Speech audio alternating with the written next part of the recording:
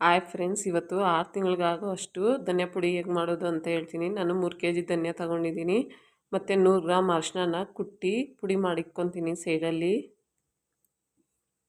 ನೋಡಿ, ಈ ಥರ ಕುಟ್ಟಿ ಪುಡಿ ಮಾಡಿ ಸೈಡಲ್ಲಿ ಇಟ್ಕೊಬೇಕು. ಇವಾಗ 3 kg ಧನಿಯಾನ ಚೆನ್ನಾಗಿ ಹುರ್ಕೊಬೇಕಾಗುತ್ತೆ. ಧನಿಯಾ ಹದ ಬರೋವರೆಗೂ ಚೆನ್ನಾಗಿ ಹುರ್ಕೊಬೇಕು. ಹುರ್ಕೊಂಡು ಈ ಥರ ಒಂದು ಬಕೆಟಲ್ಲಿ ಹಾಕ್ಕೊಬೇಕು. ಮತ್ತು ಲವಂಗ ಒಂದು 100 ಗ್ರಾಮ್ ತೊಗೊಂಡಿದ್ದೀನಿ. ಅದನ್ನು ಅಷ್ಟೇ ಚೆನ್ನಾಗಿ ಒಂದು 2 ನಿಮಿಷ ಮೀಡಿಯಮ್ ಫ್ಲೇಮಲ್ಲಿ ಹುರ್ಕೊಬೇಕಾಗುತ್ತೆ. ಅದನ್ನು ಅದೇ ಬಕೆಟಲ್ಲಿ ಹಾಕ್ಕೊಬೇಕು. ಆಮೇಲೆ ಚಕ್ಕೆ 150 ಗ್ರಾಮ್ ತೊಗೊಂಡಿದ್ದೀನಿ.